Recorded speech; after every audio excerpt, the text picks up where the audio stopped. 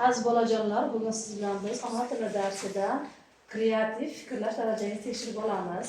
Hozir biz bundan ajoyib o'yin o'ynaymiz. Doskamizda ko'ryapsizlar, qo'ziqorinlarimizni mana turibdi, band qismlar turibdi. Biz ularda sifatlarga biz otlarni qo'yib, qo'ziqorinlarimizni butun holatga keltiramiz.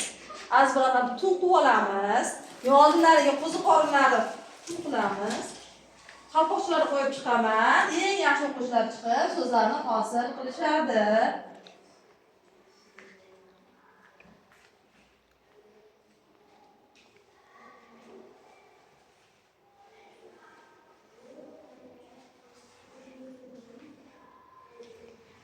Kun aziz bolajonlar.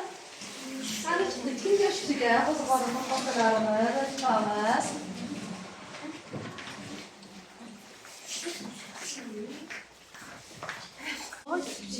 Chiroyli qilib qo'yamiz, tekis qilib chiroyli qilib qo'yamiz.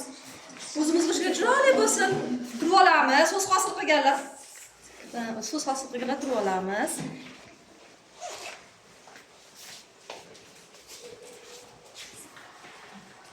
Xo'p, mana endi hosil bo'lgan qo'ziqorinlarimizni mazali ovqat kim hosil qildi? Yaxshi. Bilimdon o'quvchi, men so'z birikmasini o'qiyman, siz gap hosil qilasiz. Mazali ovqat. Mening onam har doim mazali ovqat tayyorlardilar. Aferin qizim.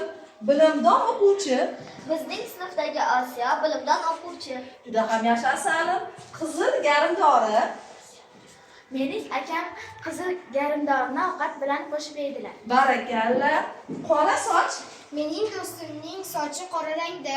Aferin polvonim. Sariq limon. Men sariq limondan nordon sharbat tayyorladim. Juda ham yaxshi. Chiroyli ko'ylak. Bizning sinfimizda hamma qizlar chiroyli ko'ylak giydi. Aferin polvonim. Yashil bodring.